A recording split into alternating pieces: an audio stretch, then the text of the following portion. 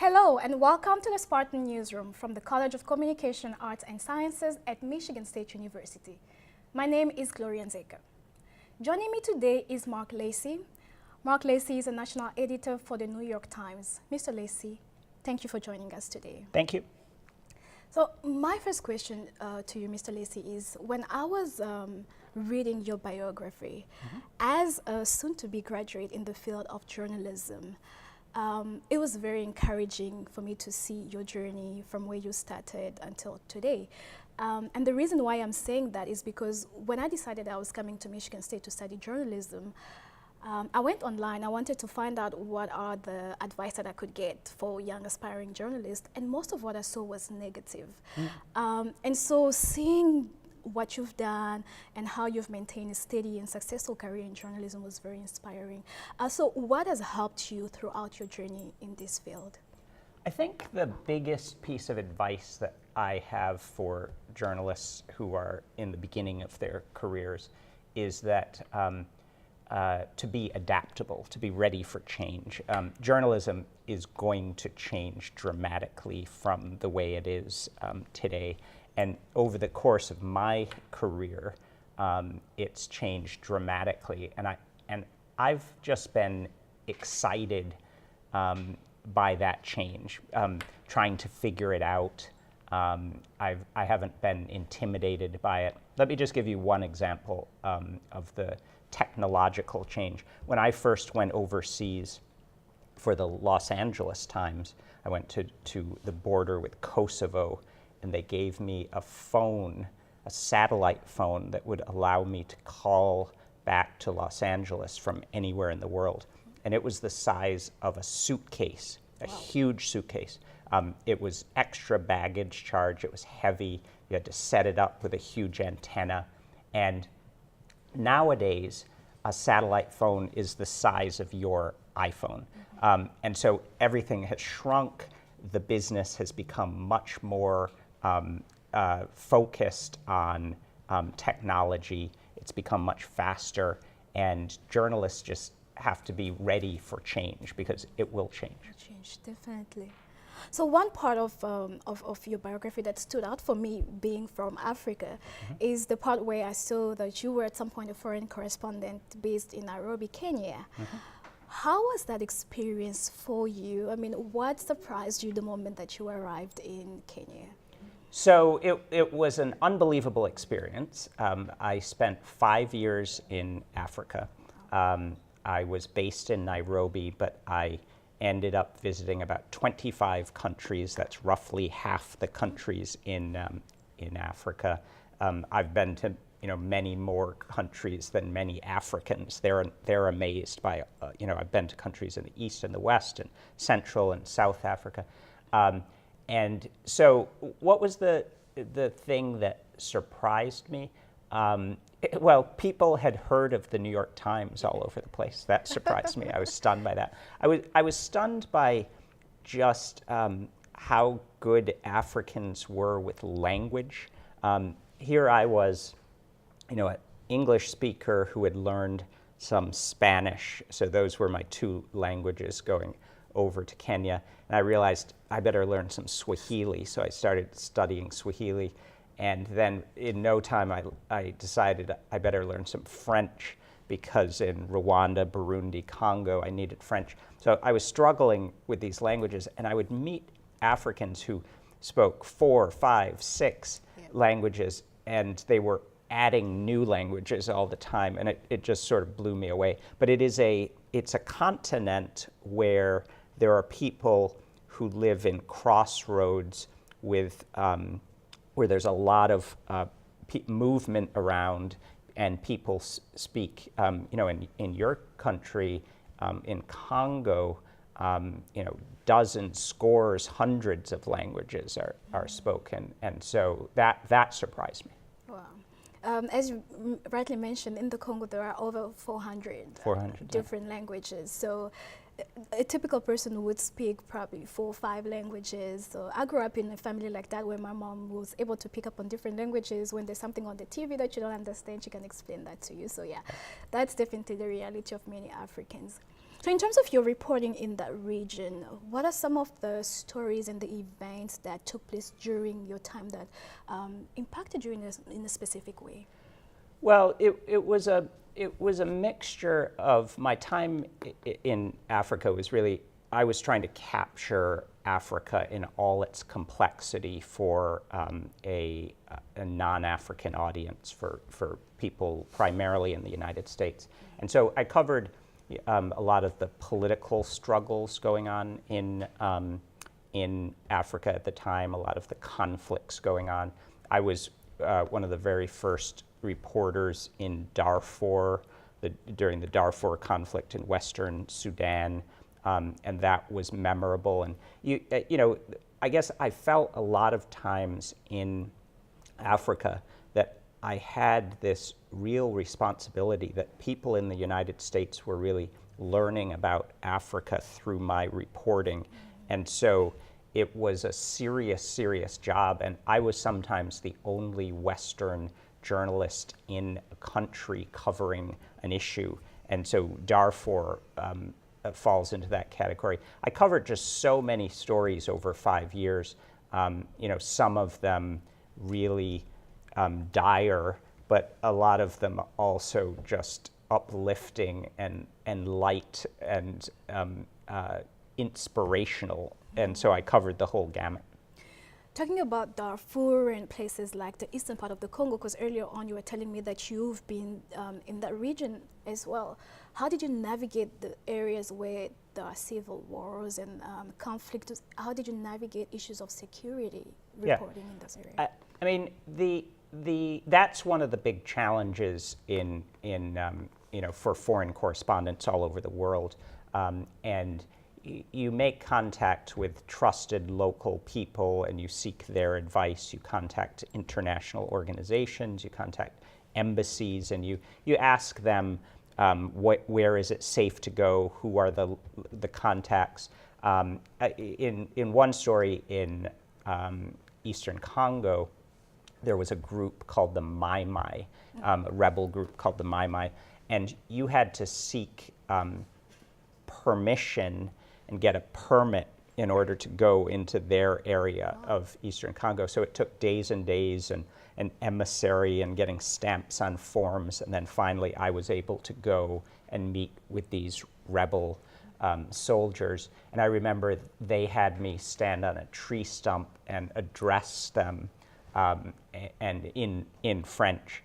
And my French was so dismal that I talked to them, and the rebel soldiers were laughing at me. And so, but it was, you want rebel soldiers to be laughing at you, not the opposite. So it was a good moment. Yeah. Wow. Obviously, not obviously, like beyond your work as a journalist, in a more personal way, how did spending time in Africa impact your self-identity as an African American? Because when I came to the United States, I started seeing more and more how African Americans want to know more about their roots, where they came from. People go and get their DNA checked, you know, just so that they can get a sense of what part of Africa did I come from. In your case, you were on the ground, you spent time. How did that impact you personally?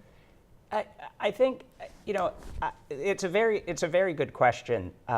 In my case, what's really interesting is that wherever I go in the world, people can't really figure out where I'm from. Sort of mixed race, and so people are confused by when they look at me, and so and it's a great advantage, and it happens just about everywhere. It happens in South America, Central America, in the Middle East, and it happened all over Africa, where people at first, American is not high on their list. It's sort of, are you from Morocco? Are you from Cuba? Are you from, when I went to Iraq during the war there, they thought I was Kuwaiti. Wow. So sort of being this person where people can't figure out where I'm from has definitely helped me sort of blend in and cover things. But I think for me, yeah, like understanding the Africa story felt personal for me, you know, because I do have ancestors way back when who came from Africa, against their will. And so understanding Africa felt like a real privilege for me. And pointing out, I didn't shy away from pointing out the flaws that were going on, the conflicts, the things, but I think it was always in service of making a place better. I think only by holding leaders to account, no matter where they are, is a country able to progress. I would like to touch a little bit on the discussion about how Western media cover Africa. I'll take an example. Early this year in January, there was a terrorist attack in Kenya. And I remember on that day, I went on Twitter, I saw that Kenya was trending, and I clicked on the hashtag. I wanted to see what was going on. At the same time, a separate conversation was taking place where people were not happy with some of the images that a couple of news outlets used. In fact, New York Times was one of the media outlets that were being criticized. Why do we have these cases where trained foreign correspondents still struggle in the way they cover Africa? That's a great question, and I actually got involved in that. There was a terrorist attack in a mall in Nairobi, and we got some photos from the Associated Press there that were just raw and gruesome, and showed people, some young men, shot and slumped over their laptop computers in an internet cafe. And we published them at the top of a story while the terrorism incident was still going on. And so I first heard about this not through our website and not through any discussion as an editor at the time, but from a friend in Nairobi who contacted me and said, "Mark, how could you please take down the photos?" And I responded, "What photos?" And so I learned from a friend. Yeah. And I guess I actually argued that we had a spirited debate. I actually argued that we should not have published those photos, and we did, but we had published them. And so here's my view: is we, the New York Times, we're an international newspaper, and we are trying to draw readers from all around the world. Yeah. And we want Kenyans to be reading the New York Times. We want Congolese, South Africans, people everywhere to be reading the New York Times and subscribing to the New York Times. Mm-hmm. So I believe we have to have the exact same standards in what we're publishing that we do in the United States. Yeah. And we wouldn't have published those photos in the US, I believe, during a terrorism incident without knowing the names of the people, without knowing their condition. We would have waited, we would have had more consultation. And so we do publish raw images to make people, to make conflict and mass shootings, to make these things real to people. Yeah. I think it's an obligation, but I sort of want a consistent standard around the world, and I've been advocating within the Times for that. Yeah. Do you think there is a difference in the quality of journalism that is produced by a foreign correspondent who is based in the specific area and someone who maybe travel in once in a while when there's a breaking story to cover? Right. So we at the New York Times clearly believe that you gain expertise by living in the country, traveling regularly around, getting to know it. And the best stories that I came across were from people I met on my travels who gave me an idea, and I said that would be a great story, or something I saw when I was covering something else. So I think in any beat, spending time and really getting to know a place helps get you deeper coverage. And so that's what we believe at the Times. And so we have correspondents all around the world. We basically will send a journalist to language school to learn Mandarin and then send them to Beijing, send someone to learn Russian and send them off to Moscow. And so we still do that, and we still very much believe in that. As news organizations have retrenched, there's been more of a use of sort of hubs in, say, London or Paris to cover vast regions. And in that case, you're sending reporters all over the world to just drop in. But one fact is I lived in Nairobi, but I was traveling to countries that I'd never been to before regularly. Eritrea, Cameroon, Senegal. I mean, there are just so many countries, and a good journalist can go into an unfamiliar setting and get up to speed very fast as well. Mr. Lacey, you know this from having lived in Africa, that the conditions that local journalists work under are very difficult as opposed to what journalism is here in the US. We have governments that are cracking down on media outlets and journalists. Knowing that, and now looking at the recent events in the Congo, the elections, what does democratic elections mean for from not just for the Congo but for the entire region of Africa? Do you think it would have an impact in the practice of journalism? Right. Well, it's a great question, and I always felt that after Nairobi, I moved to Mexico and covered Latin America, and this is true in both regions, that the journalists that really have the toughest time, who face the greatest dangers, who are the real heroes often, are the local journalists who are covering these stories every day. Whether it's drug trafficking in Mexico, whether it's rebel activity in Congo or government shenanigans in Kinshasa. It's just the journalists who are doing this day in and day out are real heroes, and it takes a lot to do that.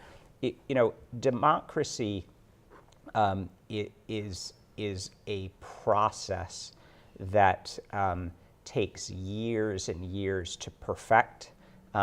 We in the United States are still working on it. We haven't perfected it.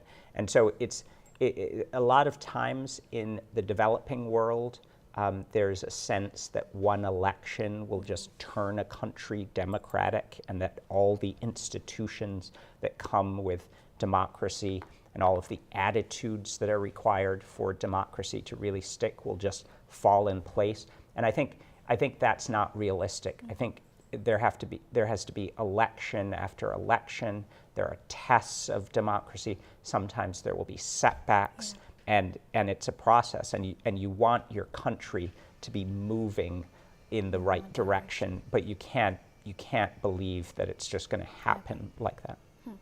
Thank you very much, Mr. Lacey. This will be my last question very quickly. We talked at the beginning, you mentioned adaptability as one thing that today's journalists should acquire. So what would be your last advice to young aspiring journalists, besides adaptability, of course? Yeah. I was a biology major in college, oddly enough. And then found my way into journalism. And I think I've covered every imaginable story. And so for me, really curiosity is the characteristic that you really need. You need to be getting up every day and just be fascinated by the world and pick up a good newspaper. I'd love if it was the New York Times, but pick up a good newspaper, pick up your phone and read a good newspaper, and just read about the world, read about the country, read about unfamiliar topics. I think we have a problem right now in America where people tend to read about things that they already know about, and they read views that they already believe in. And I think what I would encourage is to use journalism to expand your horizons. And so if journalists do that every day, sort of make it a practice, it's essentially an education you're getting outside of the formal education you're getting here. Thank you very much, Mr. Lacey, for sharing your invaluable wealth of knowledge with us. That's all the time we have today. I'd like to thank my guest, Mr. Marc Lacey, for joining us from the Spartan Newsroom. I'm Gloria Nzeka.